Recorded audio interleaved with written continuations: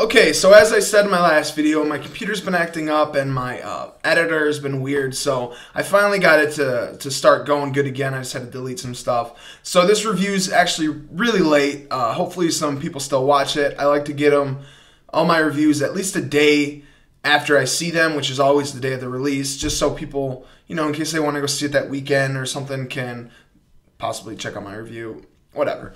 Anyway, so this is my review for Gangster Squad. If you've seen my review for, or my top 10 revisited movies from 2012, you would know that Gangster Squad was in my top 5 most anticipated movies of last year. Obviously, it got pushed back a little bit, but I was still anticipating it, even though the trailer was a bit underwhelming. And then the reviews came out, and the reviews kind of confirmed what I was expecting, is that it wasn't getting good reviews. It actually got really rotten reviews on Rotten Tomatoes. And so it actually brought my expectations very, very low for this movie. I wasn't expecting to like it at all.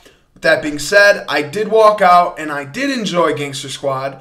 But I can say that Ruben Fleischer is not a good director because had this movie been directed by someone else, I actually think it would have been a very, very good movie because the acting was very good, regardless of the stylized film.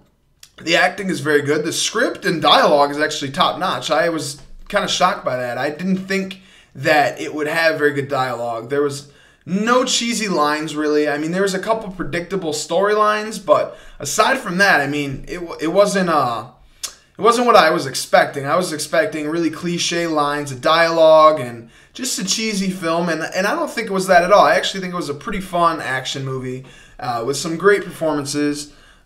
Nothing, spectacular, but for what it is, I think they were all really good actors.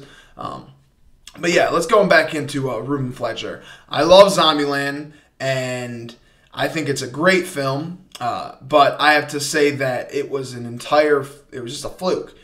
Because this is the second movie in a row where I think he destroyed the movie by his use of stylized action sequences and just over-the-top, colors, and everything is just way too much. The slow motion, the stop motion, all kinds of things. I hate that kind of filmmaking, personally. I don't appreciate it. I think it's just stupid, and I just don't like it.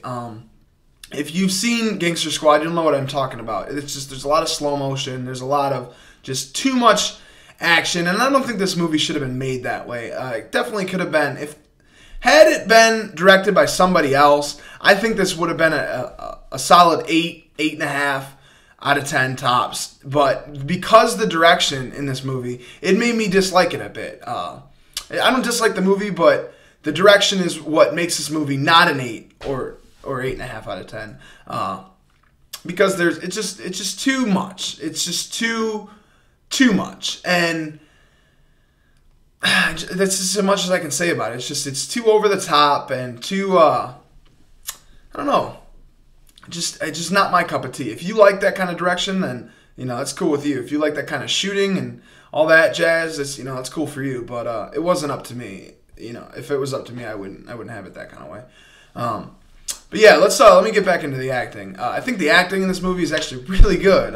The chemistry between some of the characters is very good, especially Ryan Gosling and Emma Stone. That kind of showed that they have great chemistry with each other. And Crazy Stupid Love, which was my only, the only part of that movie that I really like is those two. And I think it comes right back into this movie. They have good chemistry with one another. And I wouldn't mind if the whole movie was just those two.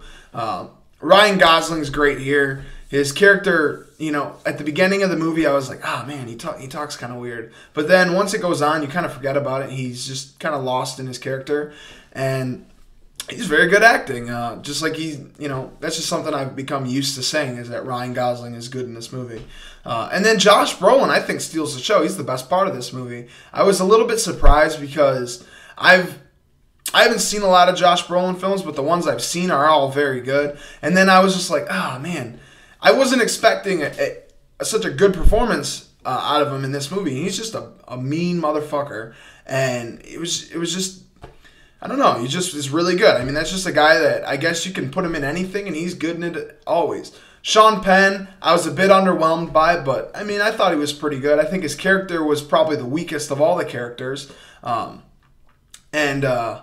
Yeah, so, you know, the rest of the characters, Michael Peña was good. I mean, the rest of them are all kind of the cliche, but the three leads I think are actually really good. The rest of the characters are a bit cliche, but, you know, it's all enjoyable. I think it's an enjoyable film. It's not the greatest. I can see why it's rotten. Had I was in a different mood that day, I probably would have said it was rotten too. But, you know, I had a fun time with it. It's a fun movie. It's not great because of the direction. I think had it had a different director, it could have been great, but it wasn't. I give Gangster Squad a 7 out of 10. I like this movie. I'll definitely buy it probably. It's a fun movie. Check it out. If you're into those type of movies that are slow motion and action over the top, I actually think you'd like this movie. But if you're looking for more of a noir, like LA Confidential type movie, this could have been that. You know, I think the script was right there where it could have been that type of movie, but it isn't. So yeah, I gave it a 7 out of 10. I enjoyed it. Check it out. But remember, go in with, low expectations. So yeah, thanks.